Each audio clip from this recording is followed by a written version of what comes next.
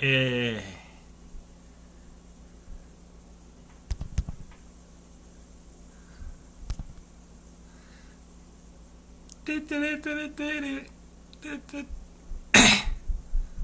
I think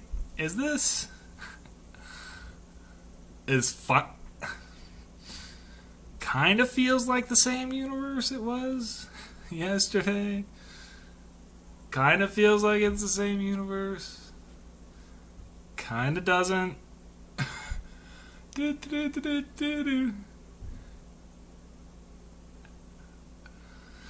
Hi everyone.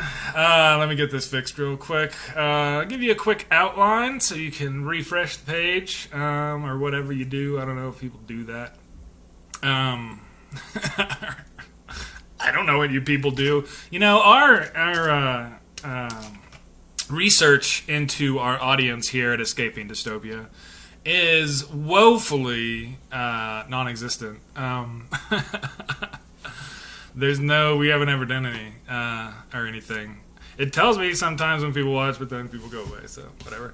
So, we got some stuff to cover tonight. I was going to cover some environment stuff, a little bit of the speeches, some of the protests, some other big news, some alternative fact stuff, a bit about the cabinet. As always, you can feel free to jump in with comments at any time.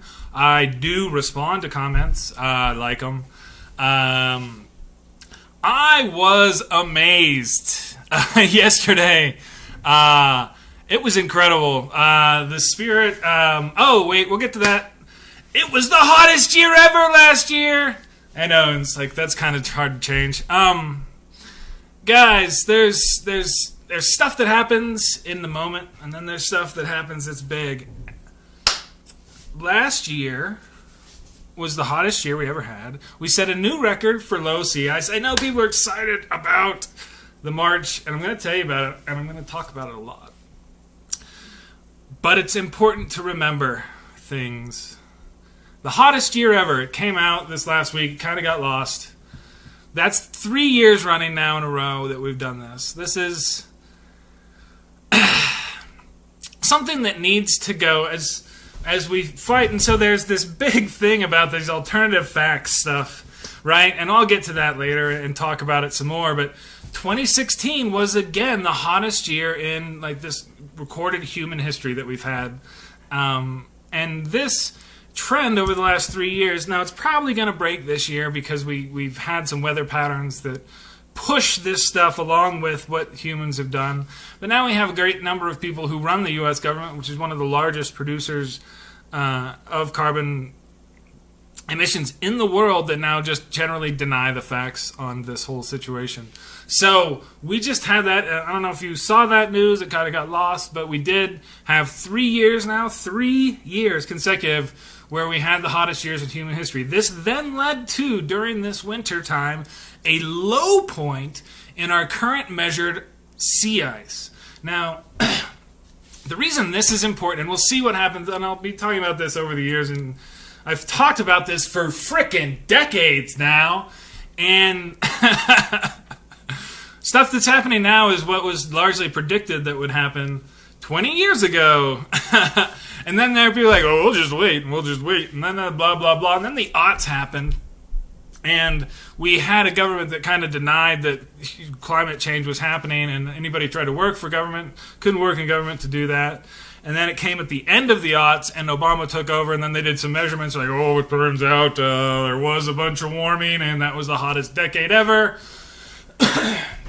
Following the other hottest decade previous, and then, of course, this decade will most likely beat that. Now, the question is whether or not we will know that from a government perspective until the end of this decade, and they're allowed to publish again. During the Bush administration, they did not let them publish climate science that disagreed with what the administration believed. So, and when that came out, heads would roll. Much like how they did not agree that there should be a picture coming out of the inaugural crowd that was small. And so,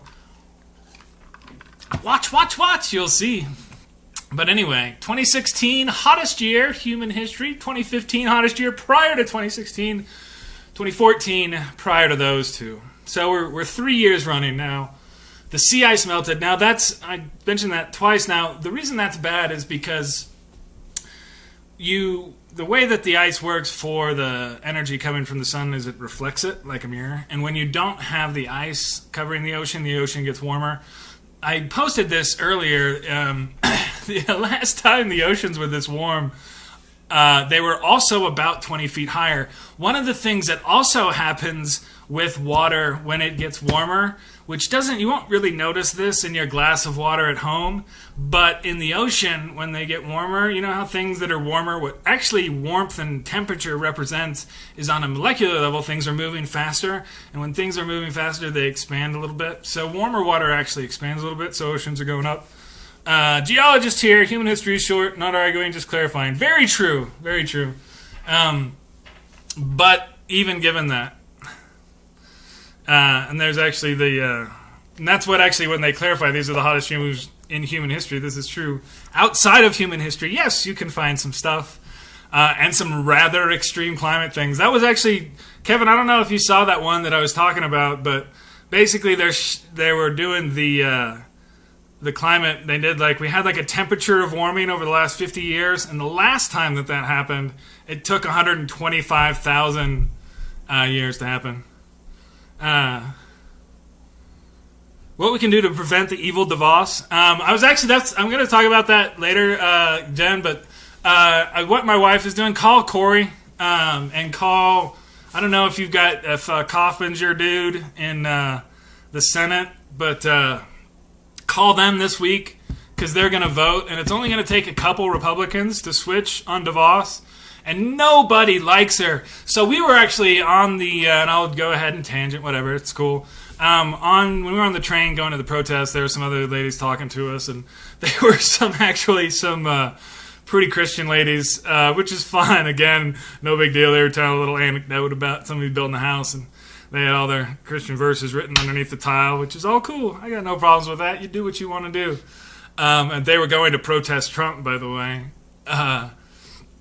But they were talking about DeVos, and nobody likes her. So the more pressure we can get on public officials, it does make a difference. I know that Trump is going to ignore reality utterly, but call Corey.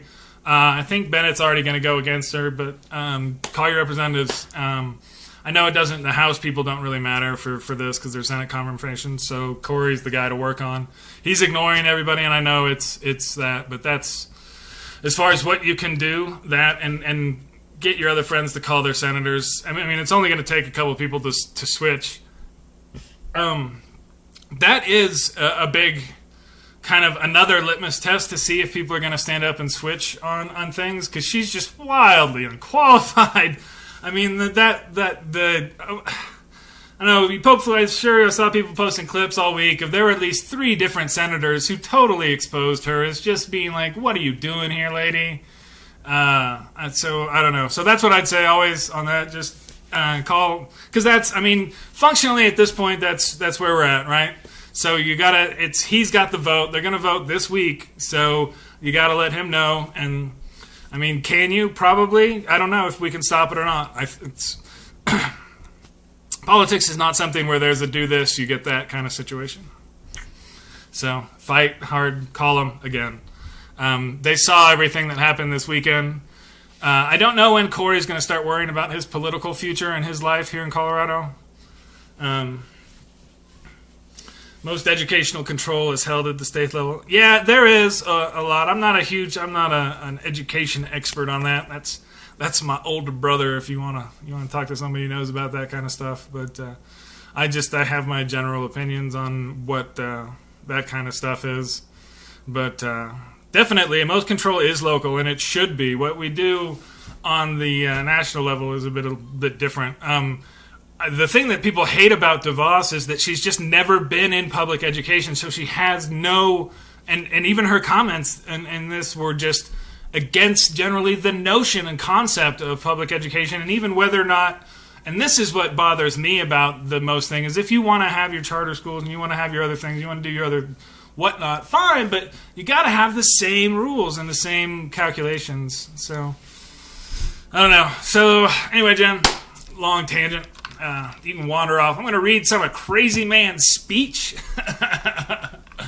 What's up, Shelton? How you doing, man? Your stuff is hilarious. That poor guy. I always love your bluntness. It's always good to have you around, Brad. So I wanted to now segue into what happened yesterday.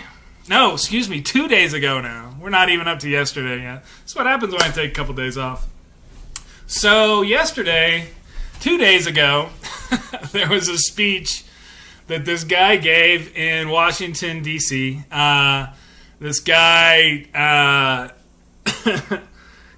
Trump got it. He did actually not get shot by lightning when he put both hands on both Bibles.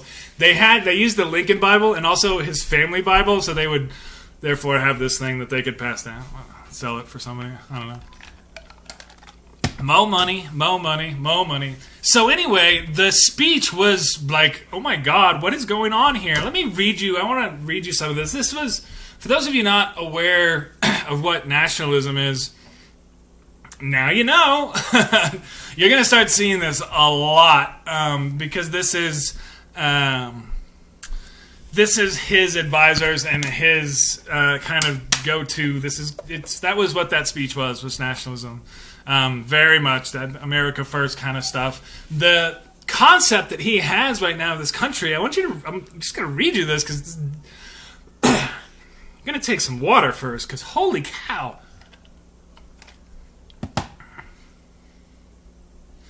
Mothers and children trapped in poverty in our inner cities, rusted out factories scattered like tombstones across the landscape of our nation, an education system flush with cash, but which leaves our young and beautiful students deprived of all knowledge, and the crime and the gangs and the drugs that have stolen too many lives and robbed our country of so much unrealized potential.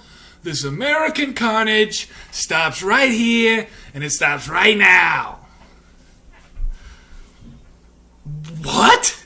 I mean, okay, so we talked a little bit about before, like, how he was writing his own speech. He wrote this.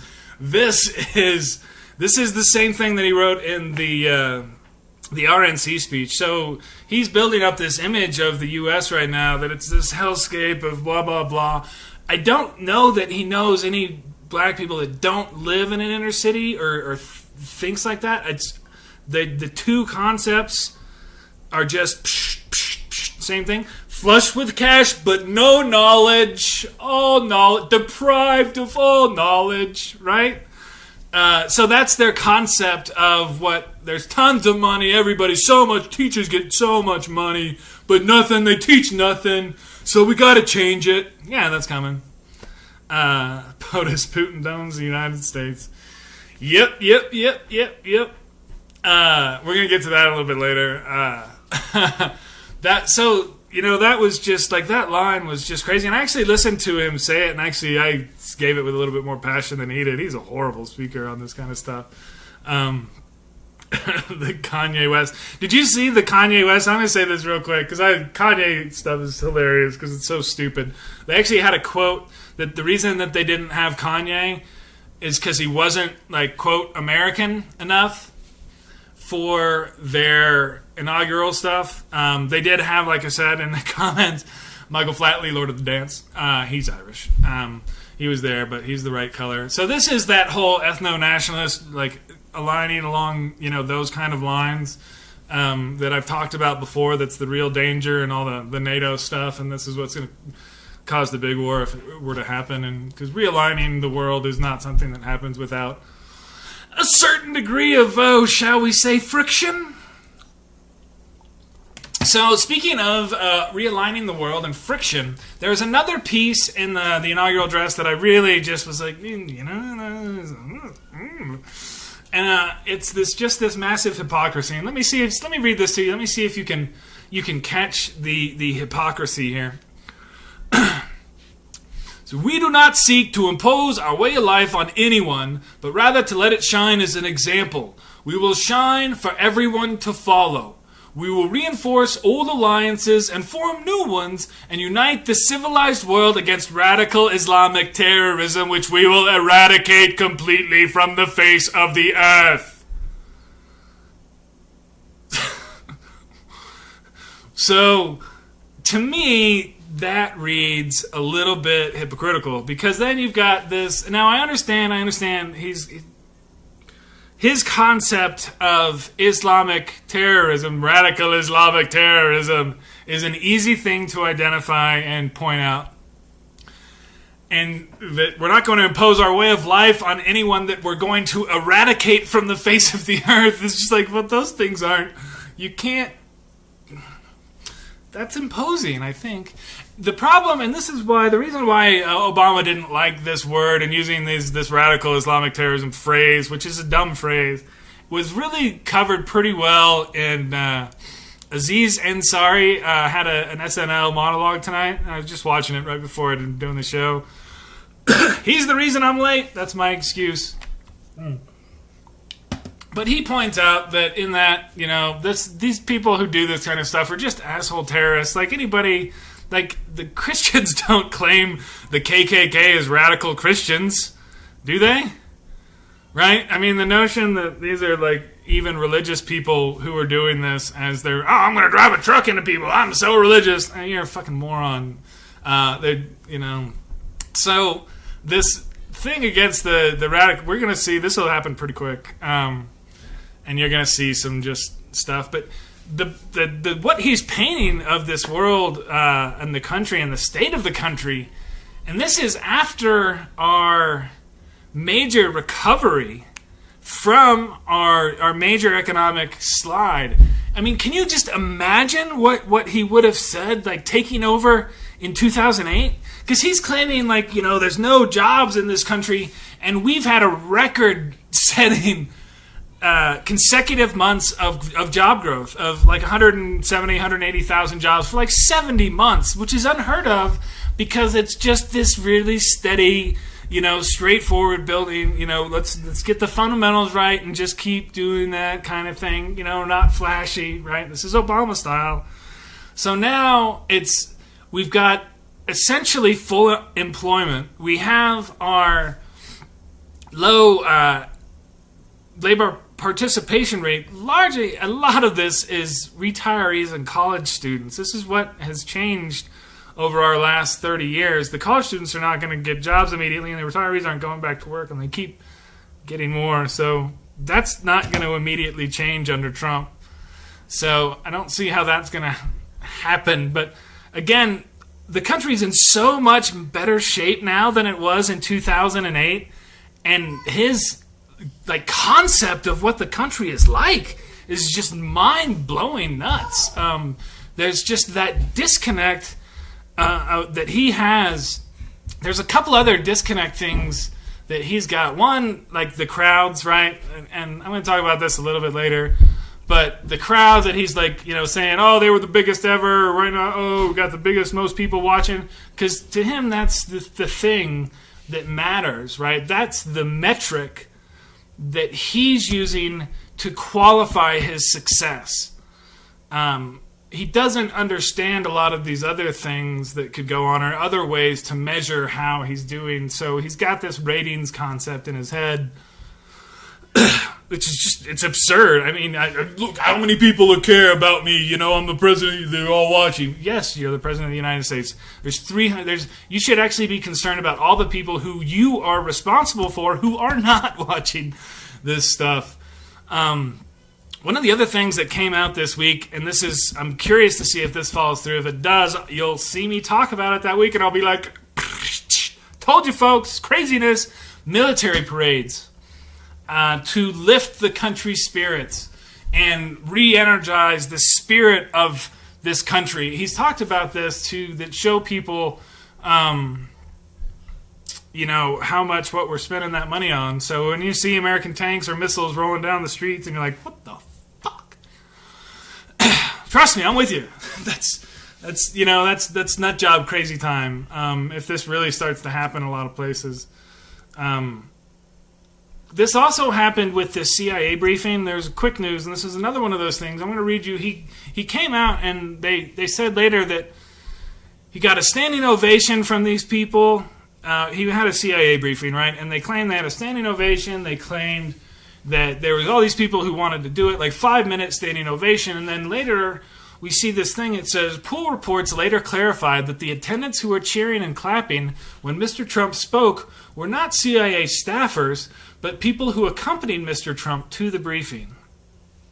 So he brought his cheering section to another briefing and had them there cheering. And you gotta think that some people in the CIA maybe noticed this was odd.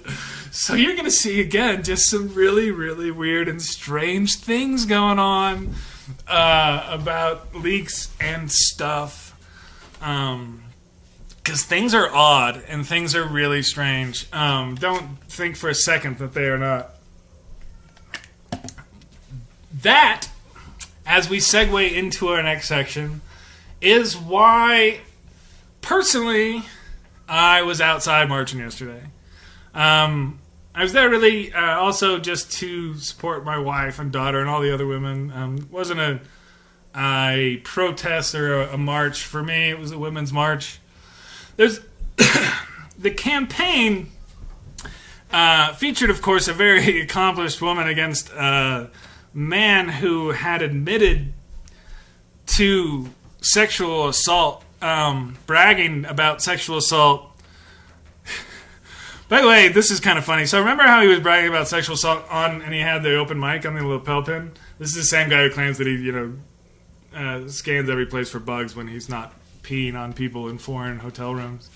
But the point of the protest for me was just to go out and lend support and add numbers to the crowd. The crowd here in Denver was huge. I mean, it was really pretty. It was impressive. There was the estimates that I've seen were in the couple 100,000 range, which I would believe. I don't know if you saw my panoramic. I've got some other video stuff.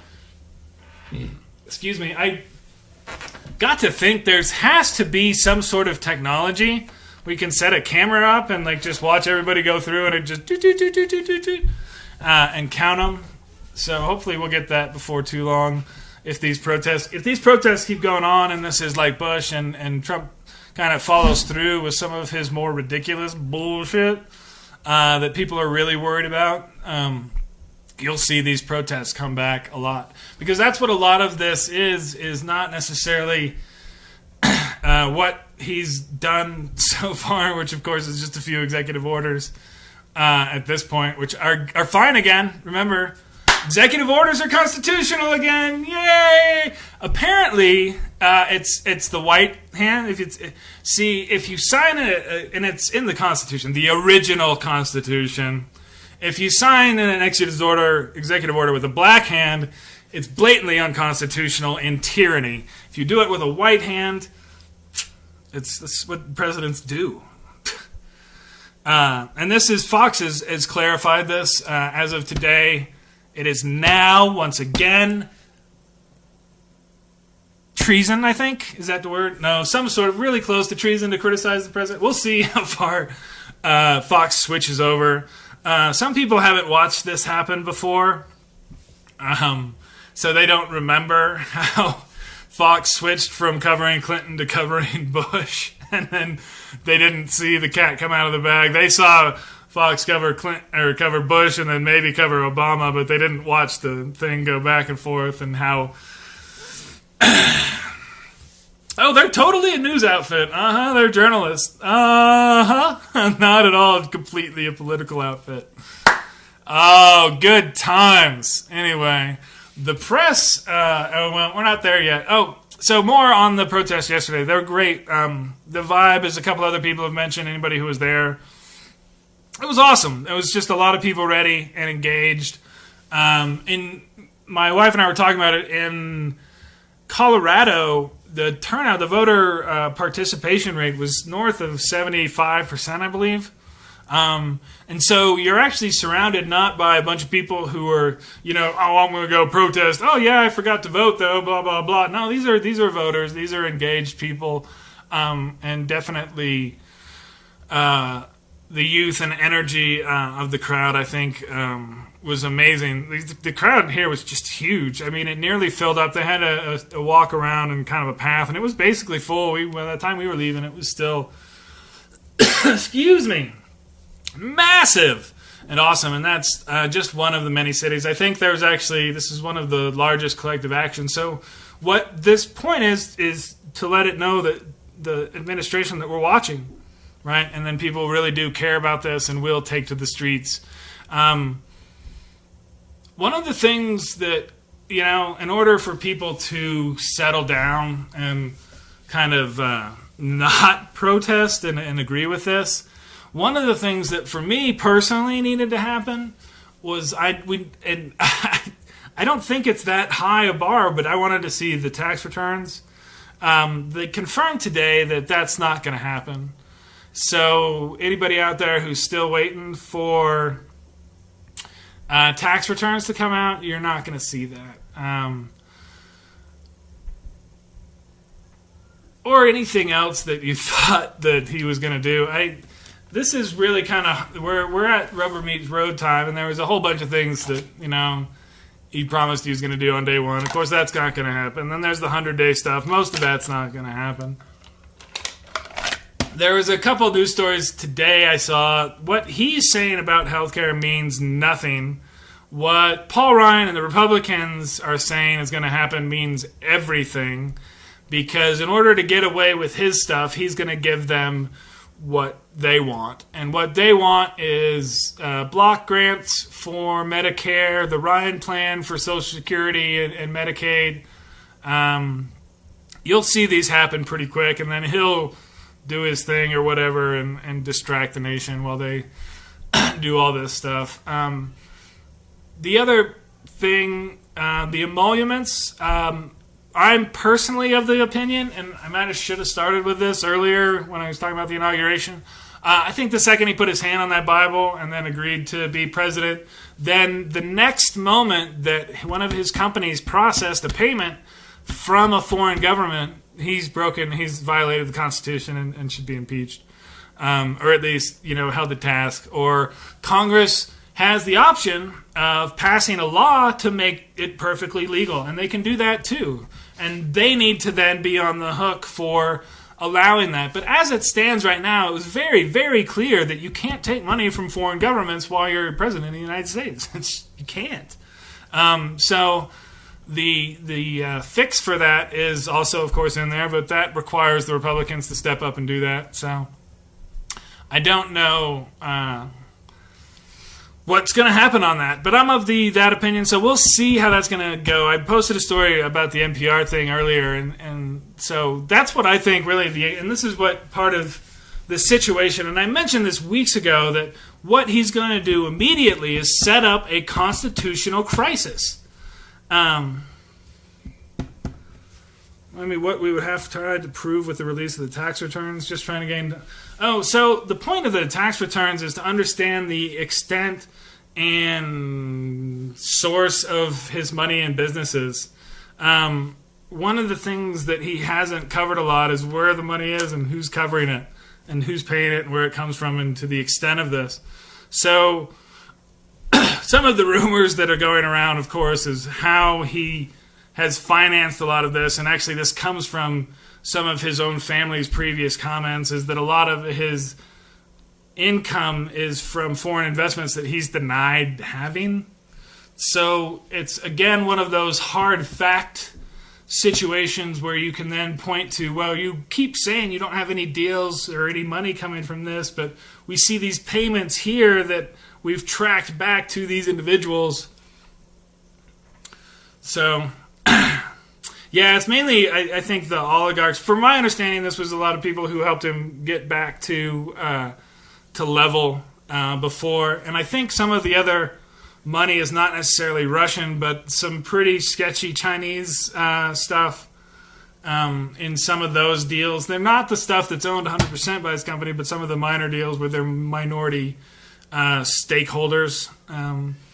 But that's the kind of stuff that in the tax returns you get to see, and then you get to see all these deals and how they're doing all this stuff. That's the whole idea, is you get to just pick through things with a fine-tooth comb, or a finer tooth comb, and then have more stuff to ask questions about. We don't have any of that. So we don't know. And they're taking the opinion now that we can do whatever we want, it doesn't matter. The article about that, and actually he's going to start getting sued left and right pretty soon. Yeah, no worries. That's just kind of what I heard. Oh, I'm here to help. So that's what I would like to know. Well, and that's actually another thing too. Like, one of the things in his speech he actually mentioned was that Buy American, Hire American kind of sloganeering thing. And, did he? And if not, why not? And, how are you going to make amends for that? And, why don't you sell your businesses? You can focus on this job here. There was, whatever. I was going to say, he's got a job to do, a big one. There was a more blood for the blood god situation down in San Antonio today, so we'll see if that gets ignored or whatnot. But I don't know. Anyway, point of the protest part for me, because I still think he needs to sell his businesses, and sooner rather than later, and then so he can focus on this job. Because you can't do what he's trying to do, I don't think. And it was one of those things too that prior to this, right? This was theoretical, right? Is he going to really try and do this? And now we know he is, and he's not going to try and fix it. He's basically just giving a middle finger to all of these traditions. And this is where you have to stand up, and you have to stay. This isn't normal. This isn't right. This isn't like something that we can just let slide. Because what does this bode then for the future? What does this set? Because one of the things that the president does with nearly every action is set precedent. And when the precedent becomes, now I don't have to tell you any of these things. Now I can just lie. Now I can just be a business owner who gets to claim that I can still run my business and do this job. And then, so wait a second, now other people who are running these businesses, I can do that. I can beat these politicians at that game. I'm not a politician. People hate politicians. I can win that. So you do set up this situation for this really vicious cycle that goes really, really down. And so, that's why people took to the streets, and there were millions of them around the country, and that was amazing. And just, I'll use that word over and over again, inspiring. It's one of those things I'll continue to remember moving forward until the next one, and maybe beyond that. But anyway, so moving on to some other good news. One of the things that actually Obama did that I thought was pretty nice was the commutation of Chelsea Manning's sentence. Of the rest of it, she had spent at this point 7 years in prison, which was a little bit longer than a lot of these people did, for leaking stuff and getting played by foreign agents. For those of you who don't know the background on this, so this goes back to Manning's treason, if you will, was turning over a bunch of stuff to Julian Assange, the asshole douchebag WikiLeaks bastard. If you go back, and I've actually read these, so at the time you have to remember, and this is kind of welcome to the world of the present and the future. Back in the aughts, in the early 2000s, the U.S. government weren't going to let no gays be military. So they said, you don't ask, you don't tell, you can't talk about nothing. So they were real bad. If they found out you was gay, they'd kick you right out. And if you was man and you want to be a woman, ain't gonna work. So anyway, Assange used Bush policy in the early 2000s to get Manning to betray the government. And if you read the chat logs, he talks about how your government hates you and nobody respects you and they'll arrest you once they find out about you and that kind of stuff. He works him just like an intelligence asset to get him to turn over all these cables and these videos of the stuff that had happened in Iraq and commit these crimes that she is now having her sentence commuted for. You can't, and this is what's difficult about this, because letting it go like without any time served is not right, because there was something you did break all the laws here, and you did do that. So they sent it, but leaving this 30-year sentence was just too much. So I'm glad to see that. You saw with Assange turn back his promise to come over, and I don't know if other people saw this, but Snowden was also granted 2 more years or 3 of asylum in Russia.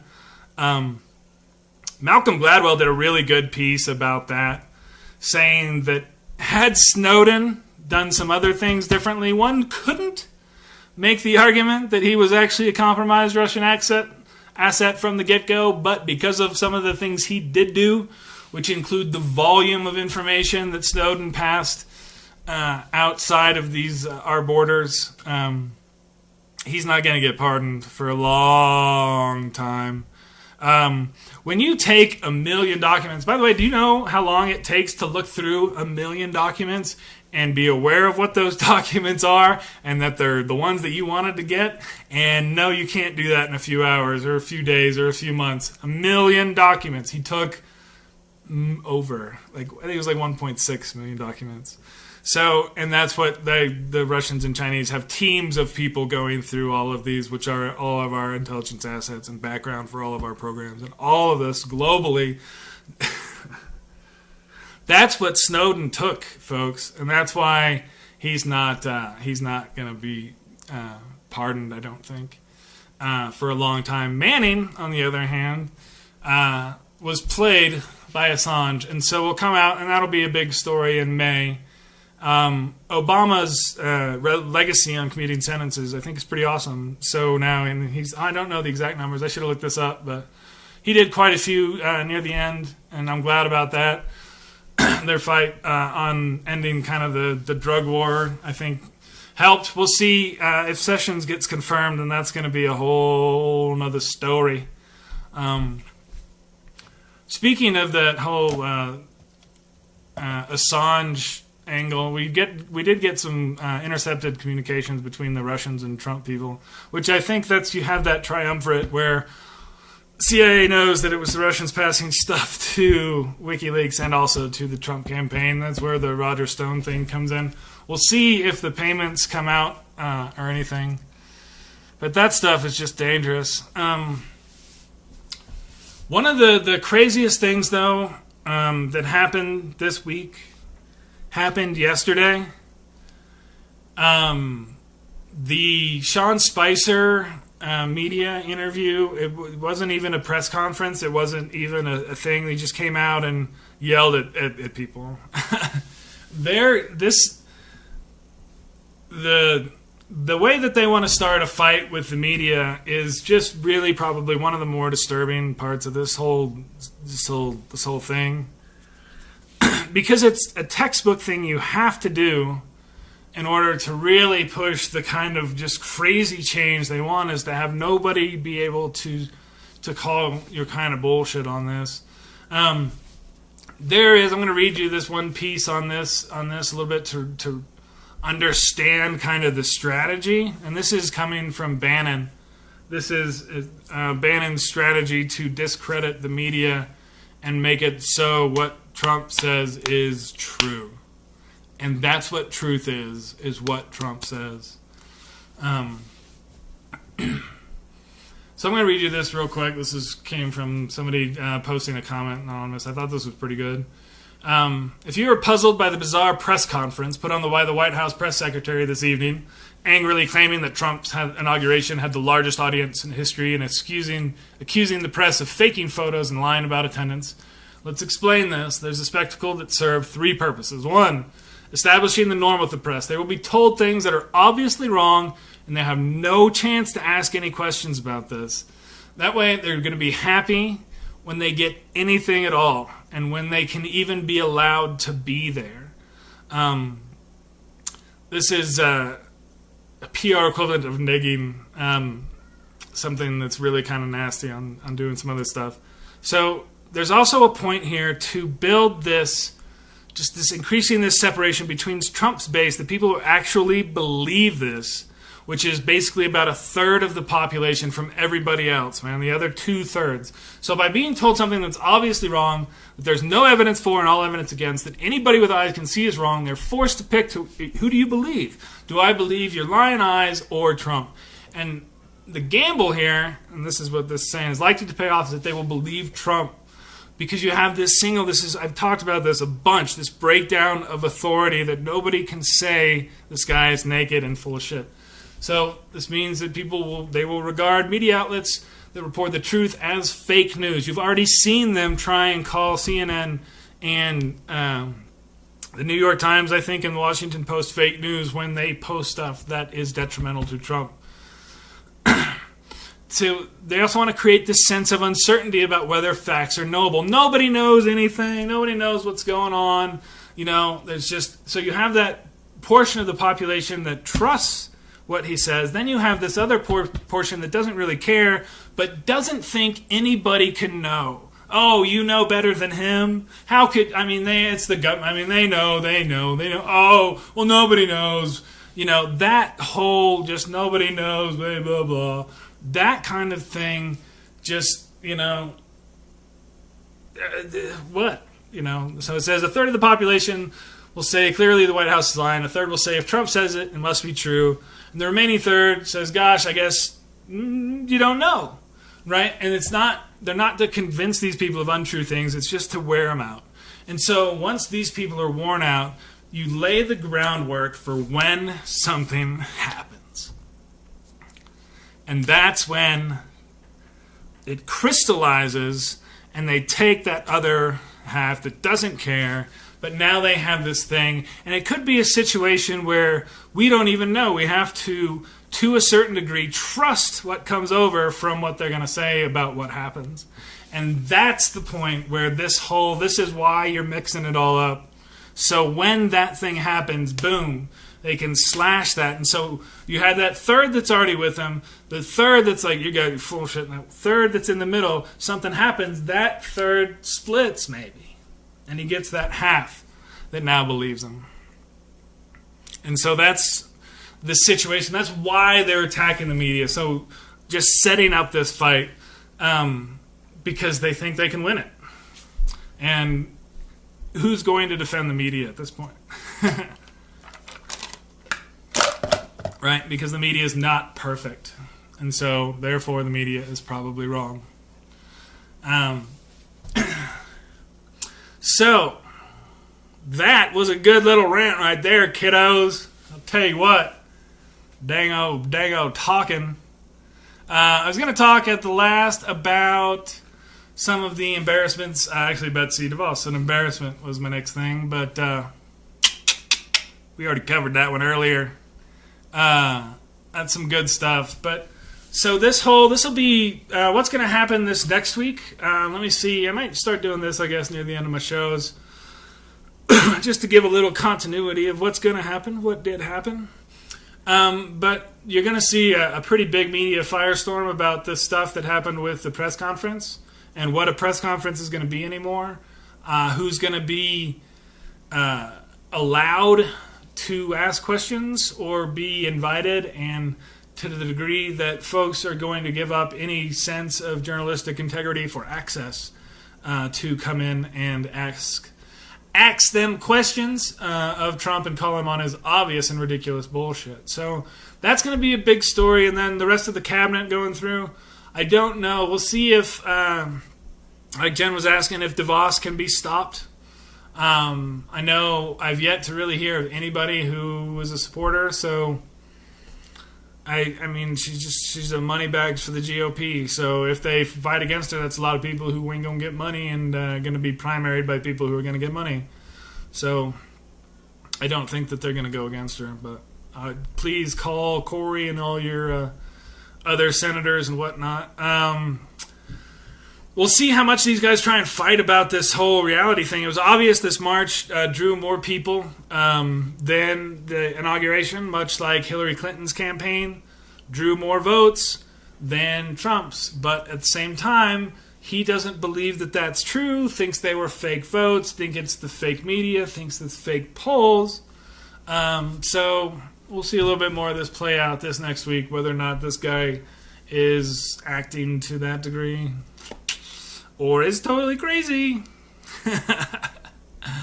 So anyway, that was fun, and once again, thanks to everybody who went out, and I guess I don't know, thanks isn't the right word, because it was good to be humbled by the just amazing amount, the amazing women, the energy, the power that we saw out there. I was just, I was a joy. It's one of those things that gives you a lot of hope for the future, that you know that happened. And so if there is this fight, this big knockdown, drag out thing, it's going to be for real, and I know where the energy and the power is at. So, and the future is probably looking fairly female from what I can tell. So, anyway, went on a little bit for this evening, but thanks for everybody who tuned in. We'll be doing it again next week unless the crazy stuff happens. So peace out, and spread the love, and y'all have a good week. Good night.